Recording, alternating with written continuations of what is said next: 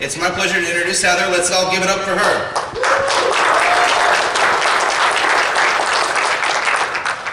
All right, I have more slides than I have time, so let's get started. I want you all to be safe. My motivation for this talk is we're talking about money, right? Because all the scammers want money.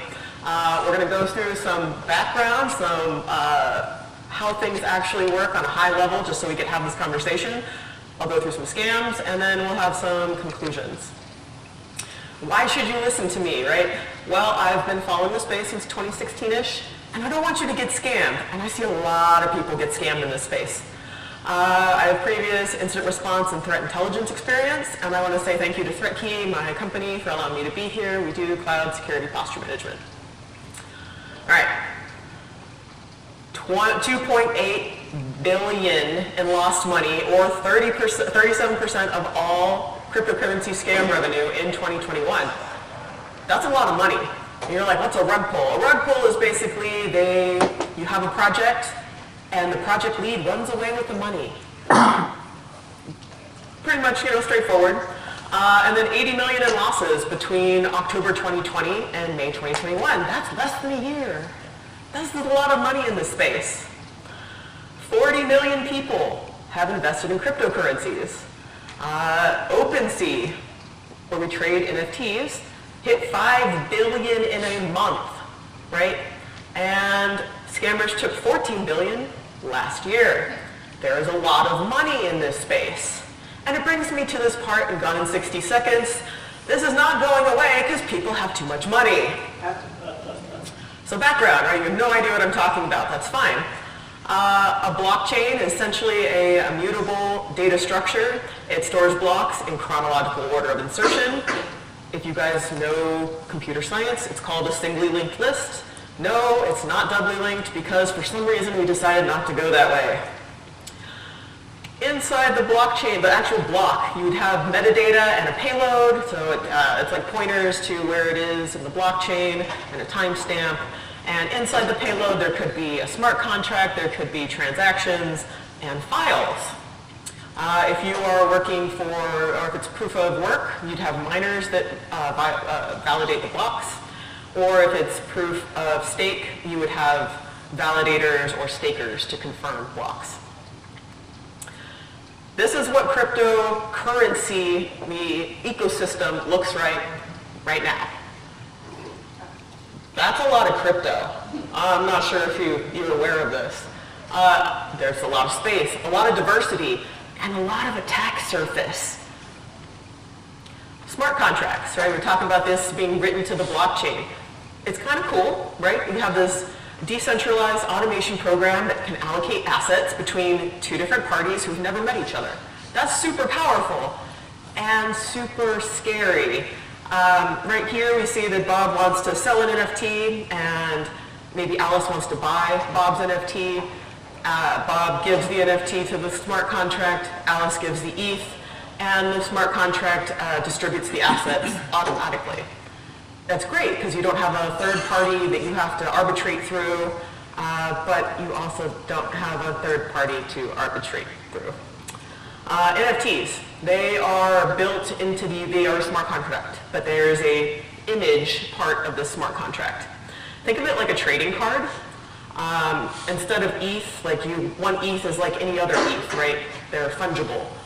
NFTs, one NFT is not like the other NFT, so they are non-fungible. It's created through a process called minting. And the art itself is not written to the blockchain. It is a link to where the file is stored, usually on the interplanetary file system. If you read Moxie Marlinspike's talk recently, then yes, you'd have a link to it, and you can change that art at that link. So even though you buy it, it could very well change. You're just saying that you bought it on the blockchain. There are 4 types. Most art is one of one. Others are generated, so they have generated traits, ranking, and almost like sneakers. You want to buy them because they're super fancy and there's only one of them. Or it's really high rarity. It could be a collection, like a collection of photographs, and it could have utility. The good part of that, it could be like membership cards. So you have an NFT, you're part of this club, you can prove that you bought that membership. You could use it as an event ticket. So you own the NFT, hi, I bought this ticket, let me into this physical area or maybe a part in the metaverse. You could have virtual objects in games. That's where gaming in NFTs is really popular right now. You could have your own domain, so like a .eth, so that all of your ETH addresses are under this global crypto domain. And then you have attendance proof. So like you have a proof of attendance protocol, like, hey, I went to this event, I got a badge, look at me. The bad and the ugly is that artists have had their work sold as an NFT without permission. So with King Han, they died, and a scammer went ahead and minted all of their art to the blockchain that wasn't theirs and sold it. Here we have a screenshot of Pranksy buying what he thought was a Banksy NFT because somebody hacked Banksy's website and put that link on the website so that people would buy it. And this person did. Insider trading. OpenSea recently had their head of product buy specific NFTs that he heard were going to be on the front page and then sold them. Watch trading is still a thing where you can buy and sell it to yourself, right? These are just addresses. And you can make an NFT look way more expensive and have more value than it actually does because you're selling it to yourself. And now there are malicious NFTs. NFTs that will beacon your IP address. NFTs that if you interact with the smart contract, you drain your own wallet. It was fun, right? So what is Web3? Web3 is like this, you all know this is a web app. You go through the internet, you connect to a front end, there's a back end and a database. This is all in like one kind of shell. It's generally owned by one organization. But now it's with a distributed database. This is a colloquial name for dApps, decentralized applications. In this case, you have a wallet. The wallet has your key. It is your identity. You don't sign into the database backend. You are providing your secret key or your private key to the front end, verifying who you are. The front end and the provider are using files from the interplanetary file system, and that provider is interacting with the Ethereum virtual machine in the back end. So let's talk about scams. We got the background done. This dApp ecosystem, right, we just talked about this. The user interacts with the dApp, and in this case I'm using MetaMask, but the wallet is providing the key, and the dApp is interacting with the Ethereum virtual machine. Other parts of this ecosystem are where you would buy and sell the NFT, so in this case OpenSea. The community, where you would talk on Discord, or you would verify who you are through a third party called Land. We'll get to that. Promotion, and then so you'd like Twitter, Instagram, and YouTube. And I'm going to tell you to question every single part of this ecosystem. It is not trustworthy, any of it. Social media, you will find bots, and more bots. Go ahead and ask OpenSea for any kind of assistance. You will get bots who are like, yes, come talk to me. I'm going to help you with your OpenSea problem. Scammers will work in teams. They'll recommend other scammers. And there's so many more impersonations, now with more deepfakes. So here you see Vitalik.eth added you to their list. 50,000 ETH giveaway. That's not Vitalik Buterin. That's somebody who managed to get the nick, and so they got verified first and then changed their name to Vitalik. Yeah, right? And then on the side here, this is actually a joke, but this is exactly what a lot of minting looks like. Are you gonna miss it? New Solana Stealth Mint. Shadowy Stone Monkey Dragons, Aurora, Booble Folk, Port Academy, Robotics Business. The artwork is waiting from Fiverr, because that's where a lot of the artwork comes from. This is YouTube. That is also not Vitalik Buterin. Realize there are 10,000 people watching this 4-hour stream. Please send me your Ethereum. I will send you Ethereum back. No, they won't. Did you know you could make $2 million just by impersonating Elon Musk? Elon Musk is going to send you crypto. No, he's not. Discord, if you leave your DMs open and are part of these communities, you will get scam invites. I almost guarantee it. Originally, Discord had this issue where you could hover and it would just tell you the text, not actually the link. They fixed that. Here on this other side is a person who is promoting NFTs. They're going to scam, they're going to post a whole bunch of stuff to Discord for you. So yes, this is a service that people offer to other projects to get the word out. Here is the Adidas Mint. Small collection, limited time, and at the bottom you can see that there is legitimate artwork to try to add legitimacy to this scam that they're trying to pull. On this other one, you see that only 1,000 Fancy Bears Metaverse NFTs will be sold. This is after the mint.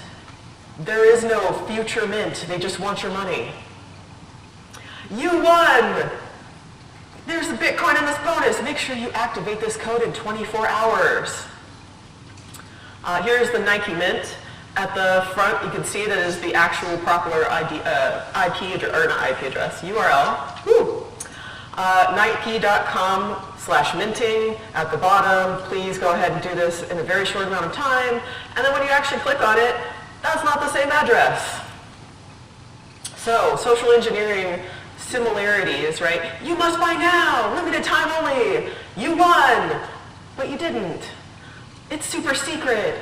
You are exclusive. Make sure you get in on this. And then you'll find links to strange addresses, special smart contract addresses that aren't the same, and they'll add art assets to make it look legit. Discord has now changed their rules and regulations, their terms of service. This is supposed to take place this week. It was released, I think, back in February.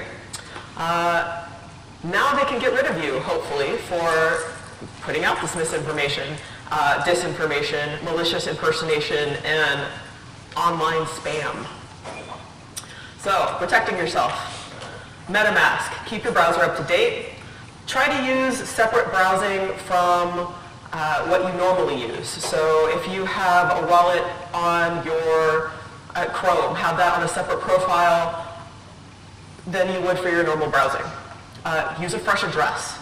You get to be known as having this address. You will have things airdropped to you, and I'll get into that in a minute. And then this lovely warning is all about opening support tickets that scammers reply to and have, they'll ask for your secret recovery phrase. Collab.land, right, where the third party you verify that you have a certain holding. There are a whole bunch of typo squatting domains because they want you to give them your secret recovery phrase. So here you see welcome/collab.land. Another one, collabnation.land, and it'll even look like the wallet interaction where you're connecting to the wallet and realize at this end, we just need you to confirm your 12-word phrase. That's it. Go ahead and just give us that. Don't. OpenSea, NFT marketplace, very popular. You need to check the project is actually verified. Here you see Fancy Bears Metaverse. It's repeated a bunch of times to try to get the SEO connection and like in the search so that it'll come up first.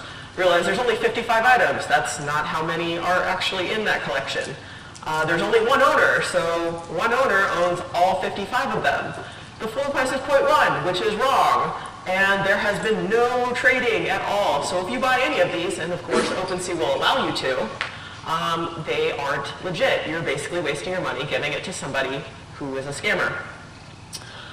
Make sure that you read the wallet interactions and permissions. Don't rush to mint or buy, ever. And if it looks like it's too good to be true, it probably is. Don't trust your phone and email. And these guys are extremely lazy. This is on Signal. Trust Wallet. This wallet has been upgraded. You won't be able to log in. Please click this link here. And this one, they didn't even bother. Like here's Coinbase upgrade. These are both emails I received. This one in the center is an email I received talking about the Shiba Inu migration.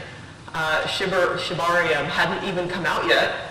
If you clicked on it, Substack had already removed it for terms of service. And when you go into this Shiv community, this is actually a scam. But it looks legit from an email perspective. And then we have airdrops. It's basically a token or an NFT gifted to a wallet. Here you see a legit one from Sad Girls Bar, where they're giving it for kind of free to like promote awareness, like, hey, happy Valentine's Day, thanks for being part of our community, which is nice. But scams generally have no website, no social accounts, there will be no airdrop announcement, they'll have unverified contract code, and they'll drop the token to thousands of users, like the Yeti swap scam. The way this works is that they drop millions of a coin to an unsuspecting user. The coin has a URL to a fake redemption or exchange DApp. They visit the DApp, they connect the wallet, and the wallet is drained. Notice that this is Yeti Swap, a decentralized exchange on Avalanche blockchain at yetiswap.app. Here you see Binance coin scan, which is where you can kind of look at that blockchain's different transactions. Here you'll notice that 9 million in YetiSwap.io has been airdropped to all of these users. There is no value, and when you actually go to the site that it directs you to, this is trying to steal the money in your wallet, or the NFTs in your wallet. There are also ads, as if it couldn't get any better, right? So this is a free NFT airdrop with unlockable content, and the unlockable content is a YouTube ad, just for you. So, conclusions. Never, ever, ever, ever share your private key or your seed phrase. Make sure you check your links. Typo squatters are real. Fake projects are real. Please do not reuse any passwords and use MFA. I know I'm talking to security people and this is like, duh. But your loved ones don't necessarily know this. Consider using a cold wallet for high value items and a different browser, like I mentioned before, for any of those DApp interactions. Hardware wallets, yes, there are problems with them. It's probably still better than having an extension in your browser. Think about the two different, risk cases there. Make sure you revoke contracts, and I'll get into that in a second. And if it sounds too good, it probably is. All right, so disconnecting your wallet from a DApp cancels that permission for it to see stuff about your wallet. Revoking an approval means the DApp can no longer move stuff in your wallet. So if you do it once, right, and you never revoke it, it can still move things theoretically. And if an attacker got a hand of it, they can theoretically drain your wallet. So we can be all like this, right? We're going to yell at the cloud of dApps. We hate crypto. Web3 is a scam. Yes, I get that. But people are using it. Your friends are using it. Your loved ones are using it. And you need to be prepared on some level to help them before they get scammed. Here's a link to the slides. And that's why there's a link. It's the same. I promise you I didn't scam you this time. And I will take any questions at this time.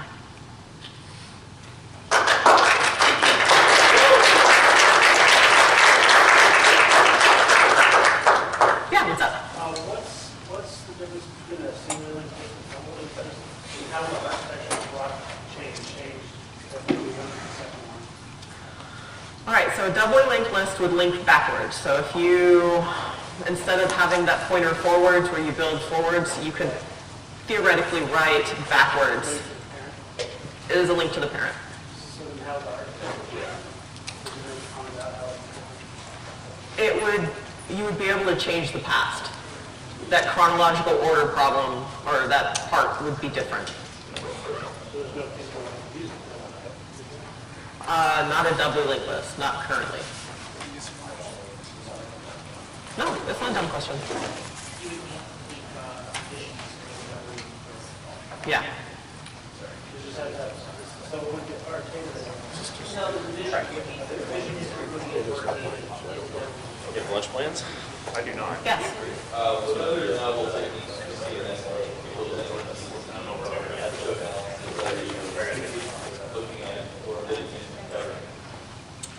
Ones that I didn't cover. I didn't cover something called, what is it, warm minting, where a scammer will mint a NFT, drop it into an artist's wallet, get access to the wallet, transfer it back to themselves, and make it look like it's actually from the artist. Let's see. There are also additional cryptocurrency scams like honeypots, and the idea is that you get a community of people who are like, hey, this token is worth $10. Everybody invests, the price of the coin or token goes up. Then a qualified small group of people sell immediately.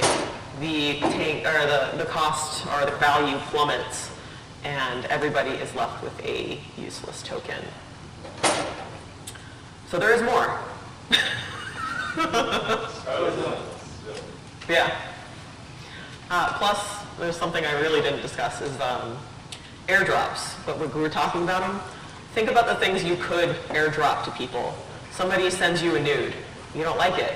Well, I can mint that as an NFT and drop it to 1 million people. Now 1 million people have your nudes. Hasn't been done yet. I really don't want to see that day. All right. Thank you.